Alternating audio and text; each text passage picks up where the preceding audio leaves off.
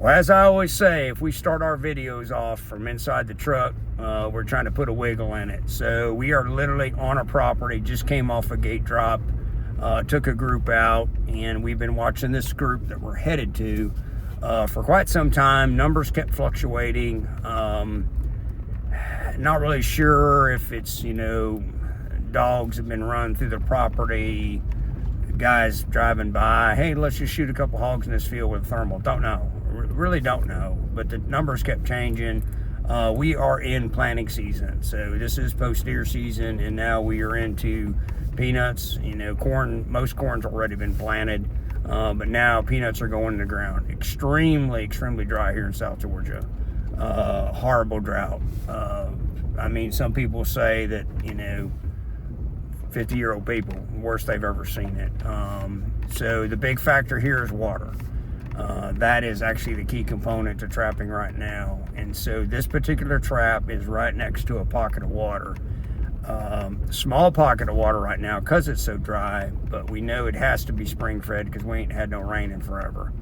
And so they come to that little pocket of water, and we have a trap right next to it. We've trapped a lot of hogs off this spot. Been on this particular property for years. But when you're working with your landowners, especially with these farmers, you got to know about crop rotation. You also have to know about, when they're getting ready to plant. And so literally 2 days ago, I had the conversation with our farmer about, hey, when you putting peanuts in the ground. Now, one of the factors to think about, if you are a farmer and you're watching the channel and you're like going, well, hey, how can I get ahead of the game? Get ahead of the game by being one of the first ones out of the chute to throw peanuts or corn in the ground. The reason I say that is, for us, we keep these properties clean all year long, 365, 7 days a week, 24 hours a day. Well, if you're late to plant, then your neighbor plants. And then he plants and he's like, oh crap, I got hogs on my property. Then he gets Billy Bob and Fred and Jimmy and Joe, and they grab their thermals and they go out there and light them up, or they run dogs. Now you got hogs on your property, and hogs are on your property, and you're getting ready to plant. So if you want to be ahead of the game, try to plant. Try to plant before your neighbor plants. That's all I can tell you. Because every year, post deer season, we've worked all year to keep these properties clean. And boom, 20 hogs will just show up out of nowhere. Why? Because they got pushed. They got pushed onto the property because wherever they were at. So it's not always doable, but if you're running a hog program on your property, like we are for a lot of landowners, that's what I encourage them, is to plant before your neighbor plants, because routinely we end up with hogs on top of us that we ain't seen all year, and they just show up. And then I'm telling you, if you got peanuts or corn in the ground with seeds, I don't give a damn how good you are at trapping, you're going to be sucking wind. So enough lip flapping. We got about a 5-mile drive once we get out of these woods, and then we'll hit the ground with the thermal 22. And we've done as many as 4 gate drops in one night. It makes for a long night, makes for kind of a neat night, because man, you're just rocking and rolling. But we still got enough time to get up there before daylight, and that's the key right now. And just hacking and coughing from all the dust. Seriously, it's so dusty out there. Just dragging these hogs out of this last system with a 4-wheeler, and I'm covered in dust. And so anyway, here we go. So we're on this next property, kind of bouncing down along. This is a massive clear cut, but it borders a lot of crop fields. So it's kind of an unusual situation. We've done other videos here. This big tract of land was clear cutted. Pines have been replanted, and we're like, but there's this water hole. And there's a few live oaks around the water hole, and I don't know, for whatever reason, hogs come to it. Besides, even when it's not, so dry, hogs come to that little pocket there. Historical rubbing on these trees And so anyway, now they're definitely coming to it because there's no water. But we've got a 53-acre field right there that we've trapped for years, and then straight back that way, we've got another field. It's probably, I'd say at least probably 150-acre field. That one's irrigated, that one's not irrigated, and so that's kind of where we're at. Sorry, I'm kind of trying to run out of daylight, and I'm trying to ease down this road and just shut my lights off so we can sneak in and do a little thermal work. So all I can say is hang on. We do have a little bit of time, 6:20, but it is starting to get a little bit light out. At least you can tell that it's morning and not dark night. So with that being said, hang on. All right, as you can see, we're starting to get some daylight. Trap is right back there. This cluster of oaks, little water pocket right over there. Wind is not good for what we're doing, but so far they're pretty calm. So I'm just looking down through the thermal now. So we're gonna ease right down through here and get up to that gate side. We've got some structures, non-occupied structures on the very, probably 1,000 yards that way. You can see that light. And then we've got a whole pile of cows over there. So you gotta be aware of all this stuff when you're doing thermal work. Hang on. All right. Party's over.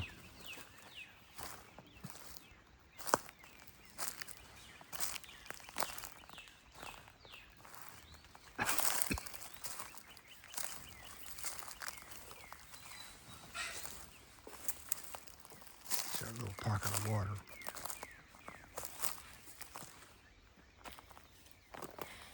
So I'm going to use these trees to my advantage. Even though their eyesight's not that good, I just smash right up onto the gate.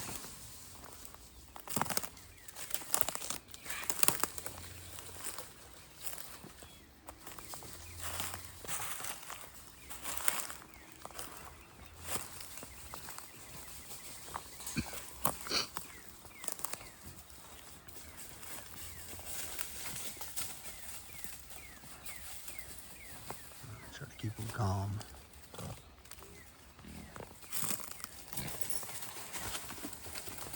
All right, here we go. Dang. All right, we're gonna go ahead and put them down because they're a little crazy. So we talk about this all the time about getting here, dark. We still had a little dark, not much. They got cranked up. They were cranked up. And it got ugly stupid. If we showed that footage, it'd be 80 million likes. And, that just shows a bunch of people out there somewhere that we're just a bunch of yahoos out here having fun. It's not. I mean, this is an environmental impactor. And this is the way we got to take care of them. But that was a smoke show. I ain't gonna lie. I mean, it was a smoke show. And, that's why you're gonna have a belly bag like this, and you're gonna have multiple mags, because they get so cranked up, and you can't even take a halfway decent, really shot right here, up high here. You can't take any of them kind of shots hardly. It's so hard because they're so cranked up, and then they just start working off the panels. And again, the big factor here was that right there. They knew, one, I know they could smell me, that the wind is just bad, and normally what I would have done was circled. I didn't have enough time to circle, and it just gets ugly. And when people want to see that, I don't understand why. I don't want to see it, and I'm here. But I'm gonna buzz you around, show you what we got. This particular property is a high hog producing property, literally not far that way. Just, let's see, I can't remember, 20 something, probably 2 weeks ago, and so anyway, you can tell I'm kind of buzzed up. I don't like all that. I like trapping hogs. I don't like that part. I mean, they definitely changed the design of the trap, which is why we like the Jagger Pro. It'll flex. The way we design it, it'll flex, and so it's not, boom, boom, boom. I mean, the panels are moving, so once daylight hits, I'll kind of buzz you around and show you. We'll have to redesign the trap, but it's to take some of that impact out. And so that way they're not just beating the hell and bending everything, but it gets ugly, and not my thing. So hang on. So we went ahead and lifted the gate. One thing you need to watch, this is the second generation gate, as I call it, a Jaeger Pros. Nothing wrong with the design. They build them as strong as they can. They build them super heavy, excuse me, you'll never be able to lift them up. But talk about this in other videos. If your gate gets bent, it happens. It is what it is. That little square peg right there, you see it? It'll come over that piece of angle, and then your gate won't drop. We call it a hung gate. So, you know, if the gate gets bent, we've done videos on them. They're pretty easy to straighten. It's not a big deal. Pop them 4 bolts out. 2 bolts there, 2 bolts there. And then we've done it with winches. We've stuck it between trees. I mean, all kinds of stuff. You can drive over it with a gator. You don't want to bend it too far the other way. So not a big deal there. So anyway, got a safety pin in. We're going to go ahead and go on in. They're all down. So here's our little piglet, which is kind of odd. One little piglet. So bore there, no super big cutters. Got another bore here, no super big cutters. Got a pregnant sow right there, so she's getting ready. Big boy here is definitely jacked up on gummy bears. I mean, jacked up on gummy bears. And over here, got another boar. Not a really big boar, but man, he had some fight in him. And then we got another boar here. So lots of boars. So we got 1, 2, 3, 4, 5, 6. Let's see, 2 boars over there, 3 boars, 4 boars, 5 boars. 5 boars, 1 sow, and 1 little piglet. So you can kind of see what they did to the trap. They didn't hurt anything. Just beat the hell out of it. But you know, it never went that far over. You can see the existing line right here. So right there is where the trap was at. So they, you know, because our traps are generally pretty close to the big pole, and they move it around. So let me get back over here.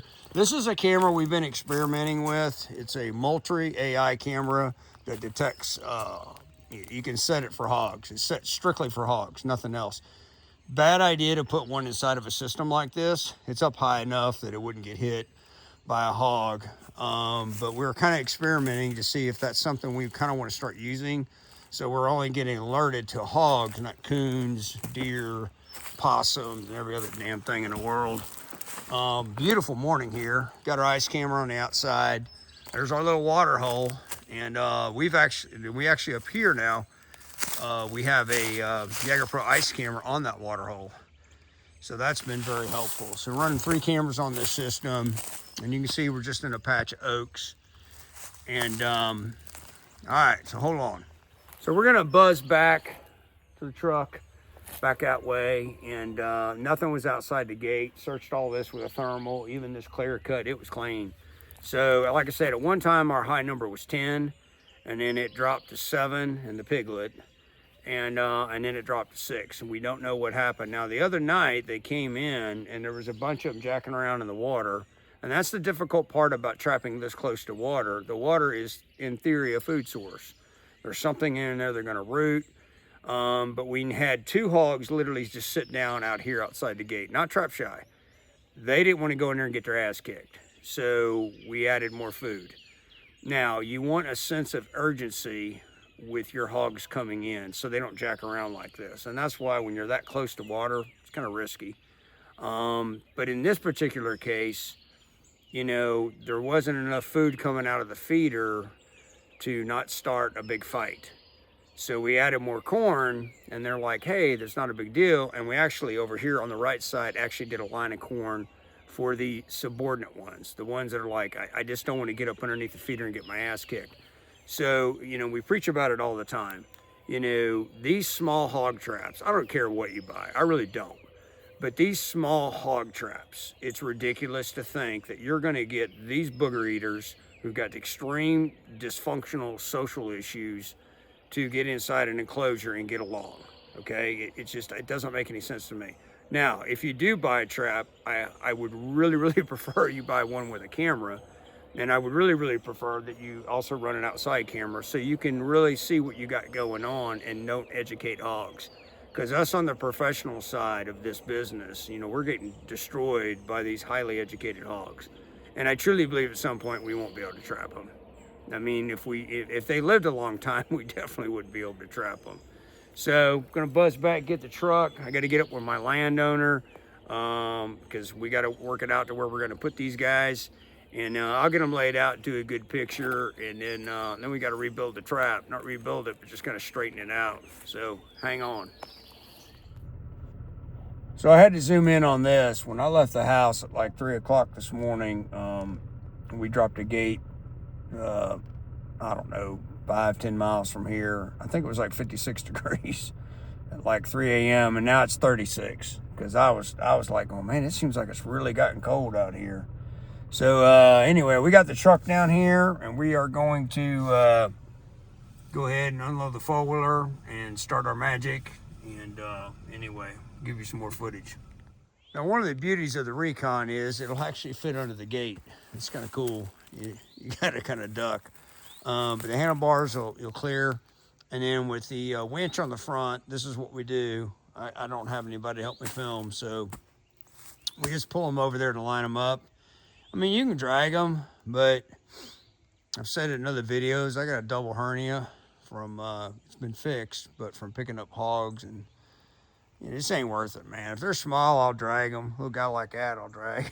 But I'm just gonna winch them. You know, it takes longer, but you can winch them over there, line them up, and then we'll hook the strap to it and pull them out. So hang on. We got them all lined up for the landowner. I've already had a conversation with him, and he's got a crop field right now. Peanut field got hit last night. We don't have any traps or anything over there, but it's just that time of year, hard for farmers. So there you go.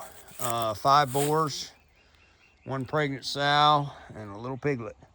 So now you get a better idea of the trap design. You don't ever want any straight walls like that. So what they were doing, they'll do that. I don't really understand why. They just pick a spot, and that's the spot. That was the spot. They just kept hitting that side there, hitting that side there. And they just kept pushing it and pushing it out. So you can see here, sorry about the sunlight, you know, you can see what they did. Not a big deal to straighten it back out.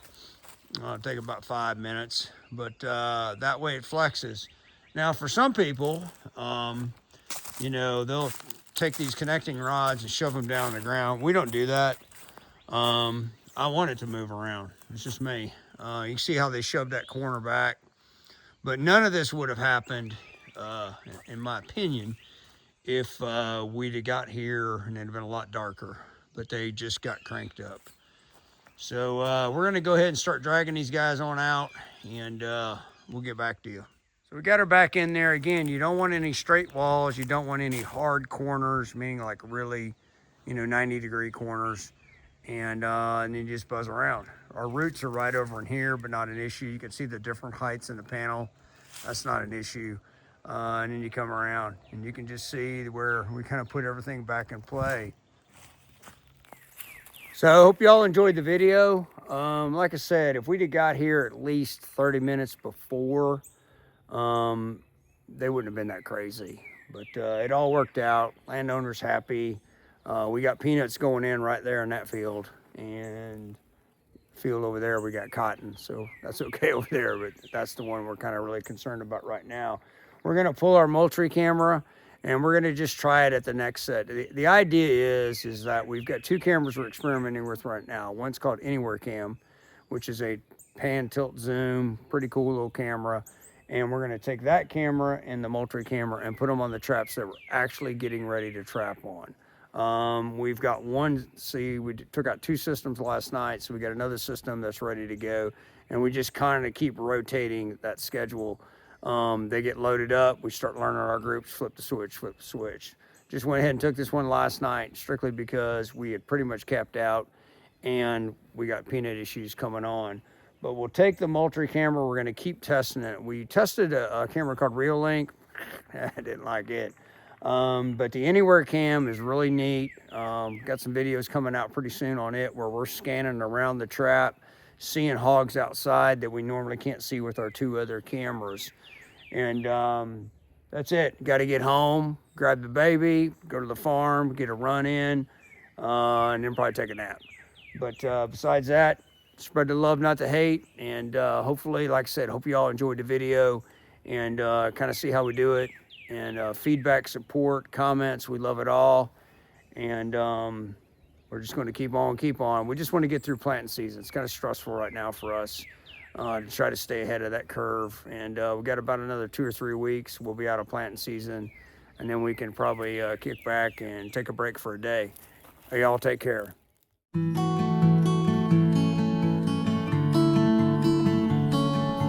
Thank you.